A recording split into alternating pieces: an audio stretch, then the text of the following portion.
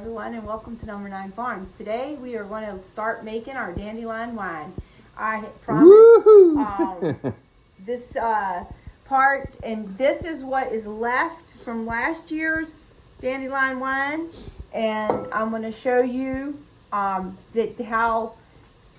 nice it looks, and you can see the little air still coming up out of it, so you know that it's good stuff.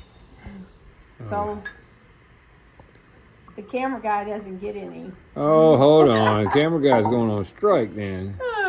So cheers. Yes. Oh my gosh, it's so good. So you guys, the trick is we pick all the dandelions at this time of year. So usually for us here, it's May, the end of April, 1st of May, but we had rain so much that I didn't think we were ever going to get to pick them, and I was really worried that I was like, oh no, what if we miss it? But now my yard is loaded with dandelions. While we were at Cody's, my son, we picked a whole bag full the other day, and then this, so the whole ratio to start off with is 2 quarts of dandelions and 1 gallon of water.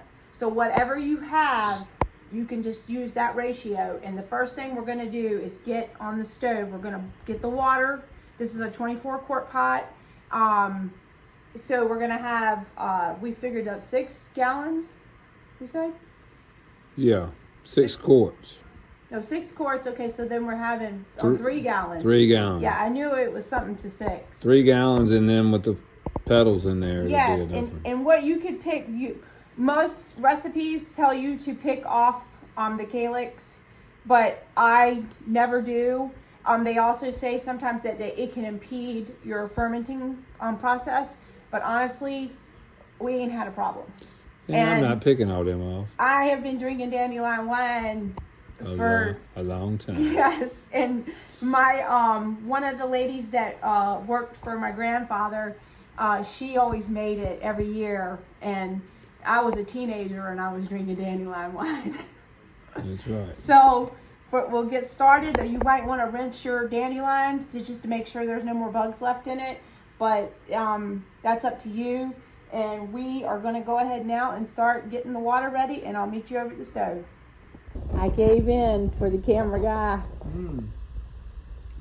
He did pick a lot of dandelions. I'll keep picking for this. This is really good. And what he said too last year was that he was going to pick every dandelion in Michigan. Pick every dandelion in Michigan. This is really good. Yes, it is. It's absolutely delicious. And in North Carolina, I had my ABC license. Yes, we made mead there. And so. And other things. Yes. So we do love making some wine. A very small cup. Oops. Huh? A very small cup. Well, I was just giving you a sample. Yeah. All right, let's get started. So there you have it. You can see sometimes you'll see the grass, but I went ahead and rinsed off all of it. All right, so we had so much of it that we went ahead and did a 4 gallon.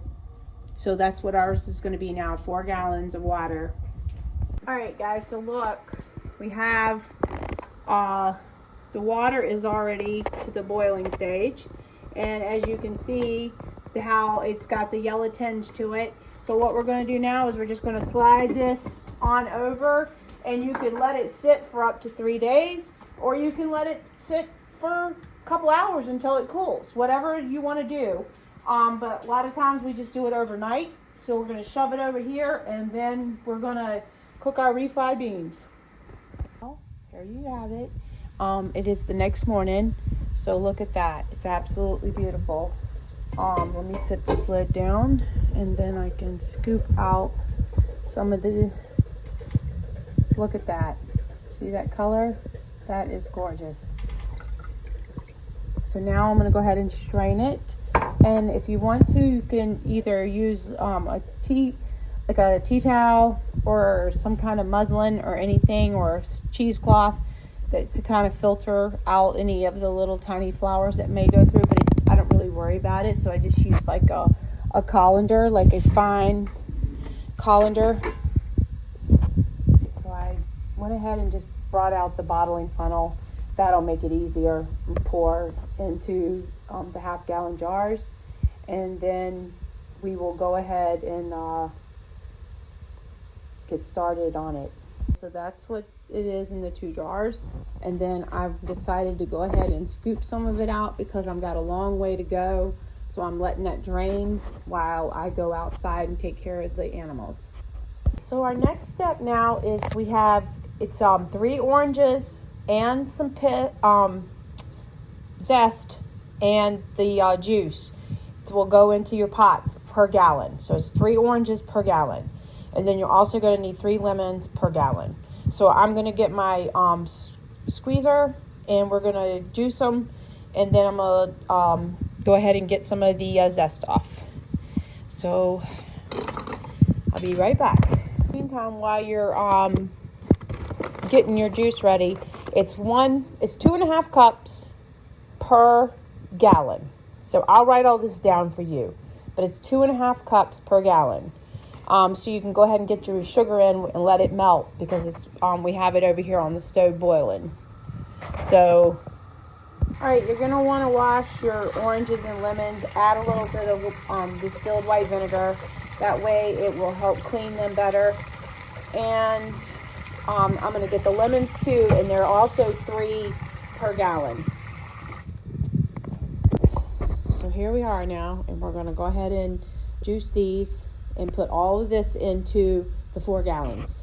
Okay, so I'm gonna do this last one, well, not last one, but so you guys can see that I'm using this to get all the juice.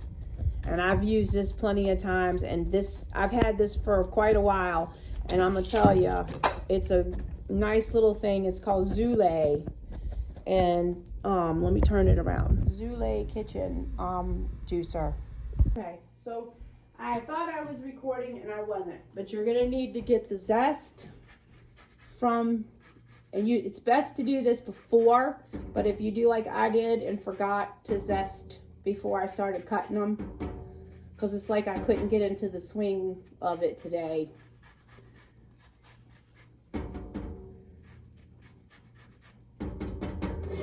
Whoops, and that's it. And you can do as much lemon and orange as you want on the zest. That's up to you. Okay, so now it is in here, all the juice, all the zest, the sugar, and you've got this pot of water, you know, the dandelion tea basically. And so now the goal is to get it down to a temperature that is, and you could take this whole pot and you could put it in a sink of cold water and you could bring it down to the temperature, or you can just wait, whatever you like to do. But we're at 151 right now, and we want to get down to 105. And that's when we're going to go ahead and put in our yeast. And when we put in our yeast, we're also going to put in our yeast nutrient. But these things, you can use regular yeast, right from just what you would make bread with. You do not have to use wine yeast, although I do have that. And also, you do not have to use yeast nutrient. You can use just regular cornmeal. So those things will go in. We'll use that because that's what I've always used, because it would be something you have on hand. So we'll be doing that next. All right, so now the next part is to add in your raisins. So it's 1 pound of raisins per gallon. So you're going to use 1 pound of raisins, and that's 1 pound of raisins right there. But you're really supposed to use golden raisins, but I never had golden raisins, so I always use what I had. So that's up to you, but it's best to chop them up a little bit and just make sure your dog doesn't get none, because they're toxic to dogs. Because a lot of times when you're chopping them, they kind of want to fly somewhere. But then you just go ahead and drop it in your dandelion wine or dandelion mixture. So I decided to go ahead and just put the raisins. I'm going to have to go find, because this was only 2 pounds of raisins. So I'm going to go down in the basement and see if I can find some more raisins. But I just kind of, this will be easier. Plus you'll contain it a little bit but the idea is to kind of break them up so that the sugars can come out and help with ferment. So look, I got some more. So in the raisins go.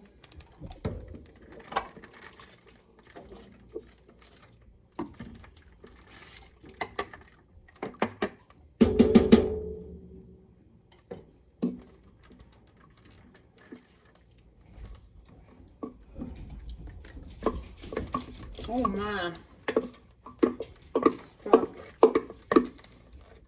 Well, one thing about it, they got chopped up.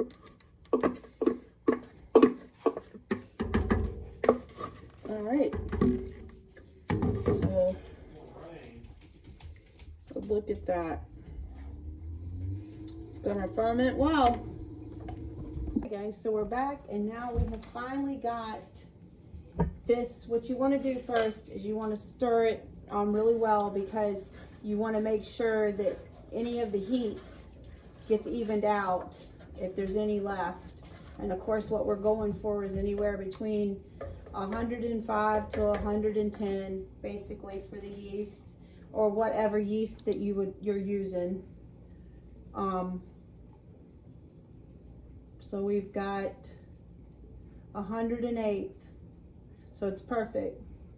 So what we want to do is we want a half a teaspoon of regular baking yeast per gallon. Half a teaspoon per gallon. So we know that we have 4 gallons of water. So we're going to go 4 half teaspoons. So there we go. So now you're going to add in 1 tablespoon of cornmeal for your yeast to help, you know, kind of feed it a little bit more. It's a yeast nutrient, but it's basically, I brought over the wine. What did I do with it? Hold on one second. We've got that right here, and the yeast nutrient. So I have these products. So if you want to use like real wine making supplies and not what you like basically would have on hand, these are the things that you would want to use. And you just want to keep your yeast in the refrigerator or the freezer, whichever. And so 1 tablespoon of the cornmeal is because this is something that, you know, the average person has on hand. So there was 4 and I just use regular gluten-free cornmeal. And this wine yeast here, this one is gluten-free as well. So just go ahead and mix it in. And now we are going to go on to the next step. You'll see that the yeast will start working. We're trying to get that cornmeal mixed in, and that helps to give it a little nutrient as well. So I can't wait. All right, so now it's moved over here to the sink, and you're gonna, these funnels, they're sold at like beer and winemaking type of places, and this sits in there when you just pull that out. And now, because we want to let all the ingredients go into the what do you call the thing? Correct. The correct. I don't know. I can't even think of it. The carboy. We had to have a debate.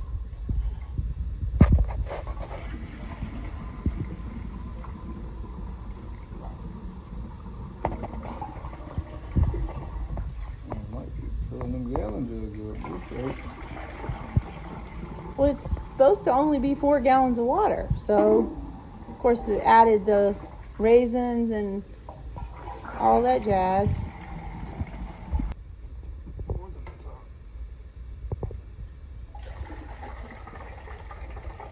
Yeah, ooh.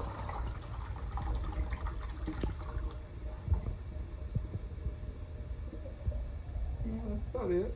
It's just a rest of Just it. as the, Is the stuff basically. Like, yeah.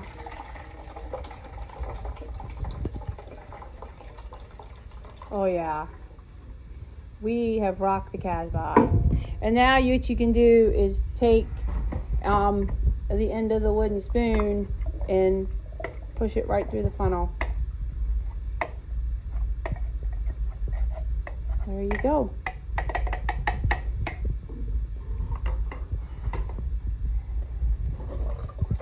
Will we make it?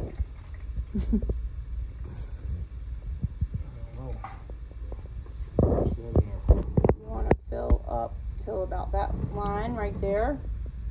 Just enough to, you want to put your cap in. I'm filming with one hand here. So, and I had brought up extra jugs just in case. Alright guys, I am going to take some of this out because that's why I was like, I think it was a little too full, because this one is not as big as our other one that you'll see tomorrow, but this one here is definitely rocking already. So you see that? It's already bubbling already. So I'm gonna have bring down the smaller bottles and put some more of this in there because it's just too full. Alright, so it's already rocking. You see it bubbling? That's the wine already fermenting. Right, so it's the next morning and everything is good. Nothing overflowed. That's great because I have had it happen before, and everything is bubbling and working. So looks really good. Alright guys, so you see this apple wine.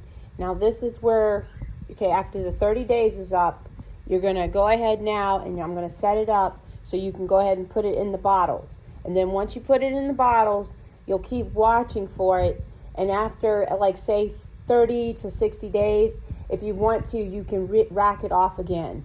But I really never do, because the more yeast will fall to the bottom, and you just leave it, or you can keep racking it off until it runs clear.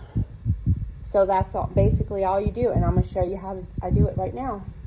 So you're going to have a little device like this, and I'm sure it comes like in a wine making kit or whatever, but we used to go to Wine and Cake Hobbies in Norfolk, Virginia, and that's where we used to get all our wine and beer making supplies. So you don't want to go all the way to the mash or muss, whatever you want to call it. Okay, so I can see where my stick is right there. Okay, so now the trick is you want to have it lower.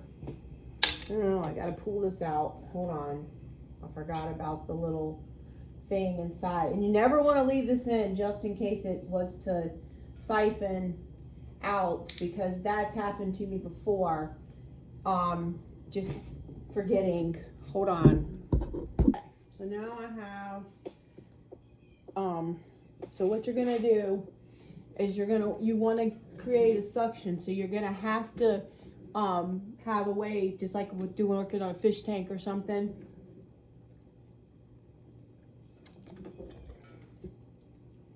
And there you go. And of course it's always fun to do this part because you get to taste the wine first. This is the apple wine. Oh my goodness, it is so good.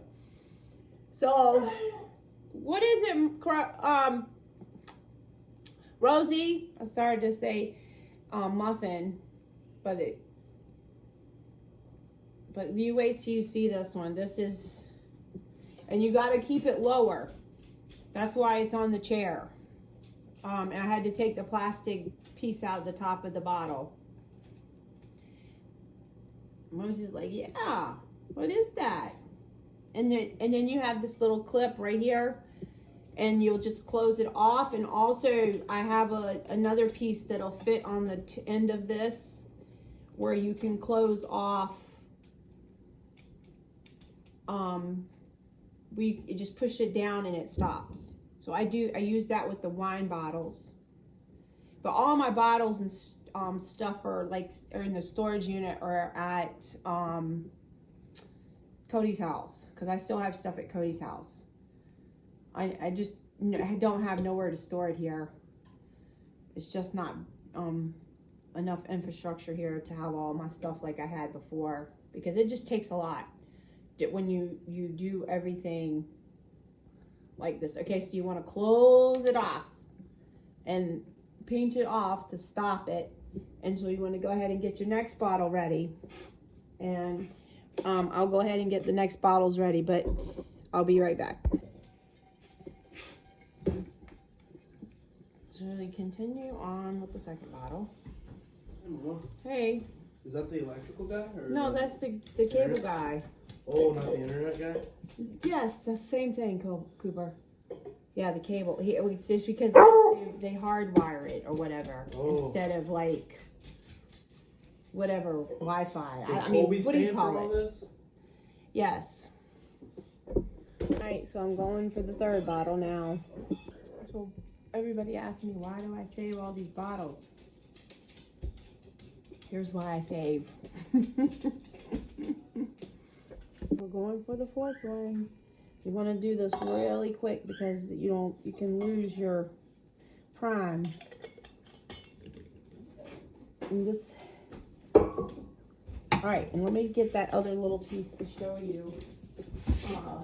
And so I have different sizes because of different tubing.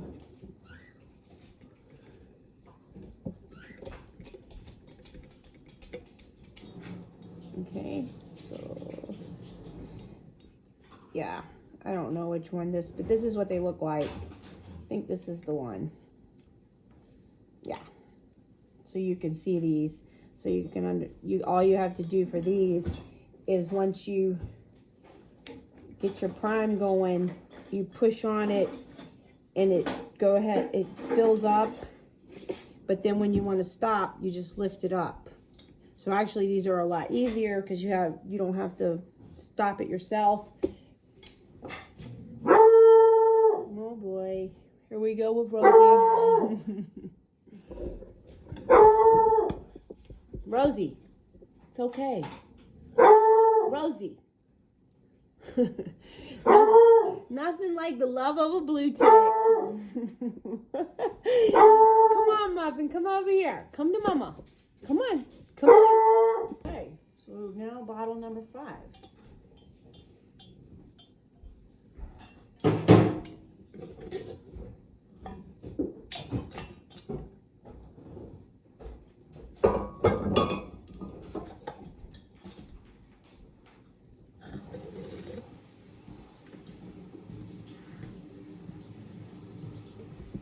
Okay, guys, look at this.